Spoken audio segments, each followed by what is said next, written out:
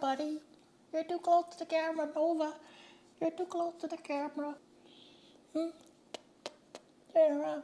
You're a new baby in the family. And this is my big baby. I'm gonna talk about 6 important things that can save a type 1 diabetic's life. So we're gonna dive right into this one, guys. If it's your first time on the channel, I got 2 cats, just a heads up. We got a new one, just part of the family. She's actually getting into a fight with the camera right now. Nova, you're good, you're good. The first time on the channel, guys, I help diabetics to control their blood sugars, build muscle, and burn body fat overall. So merge the worlds of diabetes with fitness together. But if you're not a diabetic, but you like things like supplement reviews, I do powerful supplement reviews. And if you like just vlogs and lifestyle stuff, I throw those in here as well, along with food reviews. So if you like any of that stuff, smash that subscribe button down below. Hit that bell notification down below so you guys don't miss out when I drop any of these videos. And also hit that like button. This helps a channel like mine just grow. Just trying to grow out here. Trying to grow some muscle, baby. Trying to grow my people, grow my community so we can take things to the next level. So I appreciate you guys. Let's just dive right in.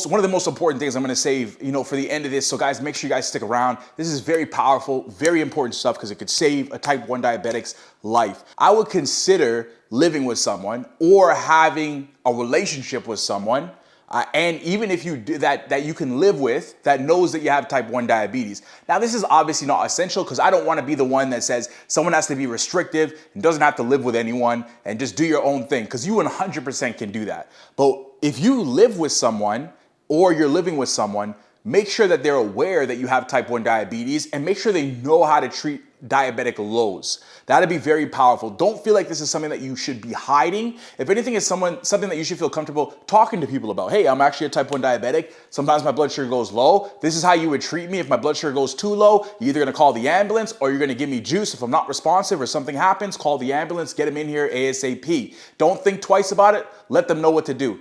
Telly, is there something you want to say to the camera? Guys, Telly's just gonna be here. She just wants to be in front of the camera. She loves you guys, so you guys have probably seen her in some of my other videos. So you wanna make sure that you're living with someone that knows about type 1 diabetes. And if maybe you go off to college and you're living with other people that are in the dorm, make sure they know that you have type 1 diabetes and that this can happen, because you don't wanna be in a situation where something happens. Not saying anything will happen, but if something ever happens, it's always better to be prepared than not be prepared. Live with someone if you can. Make sure that they know that you're a type 1 diabetic and make sure that they know how to treat it. You can put your mind at ease with more things, and you can always kind of have that buffer element in the background that can watch your back. The second thing that I would say is don't be afraid to carry an emergency glucagon kit. Now, if you're somebody who's a type 1 diabetic and then maybe it's some of your parents that you want to carry this kit, or it's a loved one that you have to carry this kit and knows how to use it. In this kit, you can have things like injectable syringes with glucagon in them, because if somebody's having a diabetic blood sugar low and they might get to the point where they're not coherent and they're not able to take sugar or glucose in, you could have an emergency kit of glucagon that's injectable that can help to at least kickstart that process of increasing that blood sugar before the ambulance shows up, if that's necessary. And again, my goal with this is not to frighten anyone or be fearful. This is all about taking precaution. It's like you put a little bit of money away for a rainy day if you can. You have some extra vitamin C in your cabinet. Hey, you might not need it, but hey, if you do need it, at least it's there. And so have an emergency kit of glucagon. That's not just the liquid that you put in your mouth. It's an injectable form. So it's a syringe that you inject in you. If somebody is out of it, then you obviously as a type 1 diabetic, or you would not inject it to yourself, but maybe you're a parent who's looking at this video for your child. That's something that you would have and you would know how to administer if it ever happened that they were unresponsive to sugar and you knew their blood sugar was low, they needed some quick sugar. This could do it before the ambulance shows up. The third thing that's important is never take a blood sugar low for granted. What that means is if you are feeling a low, I'd rather have someone treat a low and then test the blood sugar. Like if you're on a CGM, you can obviously look at it, but sometimes there's a delay in the reading of a CGM versus what your actual glucose reading is. And this can cause a lot of fear and panic because somebody on a CGM might read a 70, but they could actually be a 40. And so then they live their life being scared of being in more normal ranges because the CGM is a few points off, right? And so when you feel a certain way, trust your intuition and your feelings, but always treat the blood sugar low first and have respect for that low in the moment. Be very intuitive with your body. Don't second guess yourself. If you feel it, treat it. You can always test after. It's better to go a little bit on the higher end if you're having that low or you're feeling that low and you spike up a little bit than it is to wait and then test, and then next thing you know, is it right? Let me test this. Just treat it and just test right after. Now, what you also want to do is learn how to be mindful with your body and how you feel in certain scenarios. I'm all for CGMs. I think they're amazing. They're making everybody's life extremely easy. But what's important is that you don't get so reliant on the CGM that you bypass how you feel. And this kind of ties into what I was talking about previously, because sometimes because of how CGMs read glucose levels, CGMs use what's called interstitial fluid. That's the fluid outside of your capillaries. And so interstitial fluid helps to keep the balance, regulation of bringing glucose into the body cells, outside of the body cells, back into your body's bloodstream. Think about blood sugar lows. That glucose is going to transfer from that interstitial fluid back into the capillaries, the blood vessels in your body, so that you can raise your glucose levels. And so that interstitial fluid can sometimes be slightly off from what the glucose levels are in your capillaries, your bloodstream. And so it's important that you know that sometimes there can be a variation. So that way you don't completely become reliant on feeling low at a 70. You become reliant on understanding your body and being mindful and knowing where your low actually is happening. Sometimes you can do this by using a glucometer for more accuracy when it comes to certain things, so that you can know, okay, shoot, I'm actually low at I'm actually feeling this way at a 40, not a 70 or a 60, like what my CGM is telling me with the arrows pointing down. It's better to know what the actual low number is, so that you can also see how much room and space you have when you have lows in the future. So you're not panicking when you're in normal ranges at a 90, thinking if you drop to a 70, you're gonna pass out or something. So it is important to be mindful and being aligned with where your blood sugar actually is in your capillaries, rather than the interstitial fluid, in my opinion, from what I've seen. To look at the CGM and, hey, yes, this is the reading it's giving me, but just be mindful as well. Sometimes treating a low if it's going low, and then just testing your glucometer to see, where is it at as you're making those adjustments, can help you to fine tune and know exactly where that blood sugar is in that moment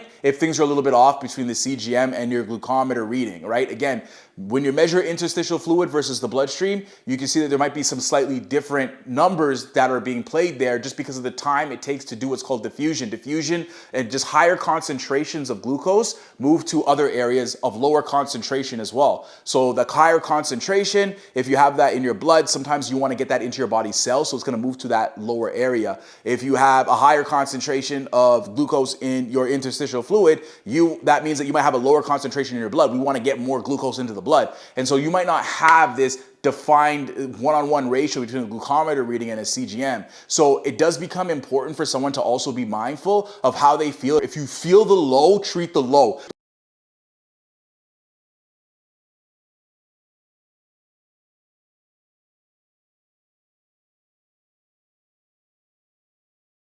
Low. Don't look at the CGM and see a 70 and think I'm good. If you feel like you're a 30 or a 40, treat that, and then I would work on using other avenues of measurement to make sure that you're really getting the right reading off the CGM that you're using. And again, remember, glucometers are actually more accurate than CGMs are. Bottom line. So you can always retest with glucometers or use glucometers in the future as well, as still an option to understand exactly where your blood sugar reading is. Stay away from drugs if you can. And the only reason I'm saying, I know life happens, but the only reason I'm saying is this: you want to be coherent. Like, you don't want to go off to a party and now you're drinking all this alcohol, and then what ends up happening is now you're out of your mind, right? Because the purpose of alcohol or drugs or whatever you're on, it's going to take you out of the feeling of your body. And as a type 1 diabetic, it is so important to feel what you are feeling in your body so that you can really know if you're going higher, if you're going lower. Sure, you can look at your CGM, but what if that happens, that same scenario that I was telling you about, that the CGM might be slightly off, or you're not coherent enough to be able to take in the information that you're being given and be able to act on it. And so getting blackout drunk or getting to a scenario where you're not all there is not going to be good for control and management over time, because then you might find yourself in a scenario where you really need to pay attention to a low blood sugar, but you're not because you're on too much crap that's not letting you get where you need to go. So it is important to keep that in mind. Sure, having a one-off here and there, if you're older and you're of age, is something that's okay, but I really strongly suggest giving it up completely and just focusing on meditating. Focus on going deep on your own body. If you want to alter your own consciousness and your state of mind to learn more and know more,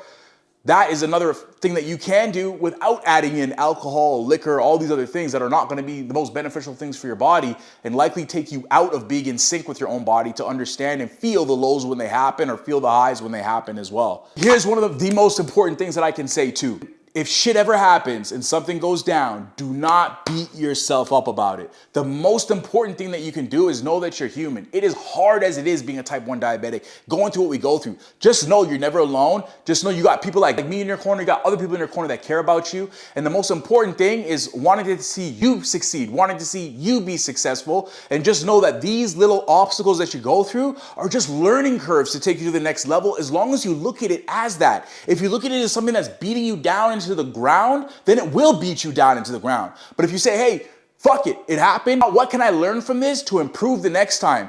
And these things that I'm sharing with you guys are things that I've learned growing along the way. The emergency kit. Stay away from alcohol when you can and drugs when you can. Focus on being mindful. Empower your body. Work out, exercise, lift. Be mindful. All these things are because I've been through it. So I'm taking some mistakes that I've learned and I'm tying them into this video to give to you guys. So you see how you can reciprocate it. You see how you can pay it forward because you're taking the obstacle and learning from it, which then empowers you, but it also empowers others. Some of your other friends that might be type 1 diabetics, or some of your other friends that are just going through other shit in your life, and they see that how well you're succeeding with it, and they're like, damn, I like how he approaches his life. I like how she approaches her life. And by doing that, it allows you to learn from the details. Don't let it beat you up. Brush it off. Wake up the next day. Come back twice as strong. It's a blessing to be here, and just just be thankful for every day. Be grateful, and just continue to see what you can learn, because you have a lot of greatness in you, and it's about you continuing along that path to realize your true potential with everything that you're here to do on this planet. So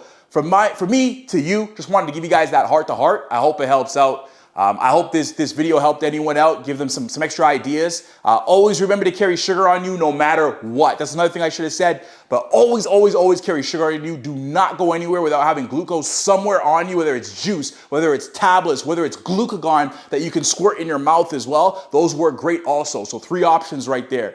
But don't take it for granted. I appreciate you guys. If you have any questions, drop them down below. I got you guys covered.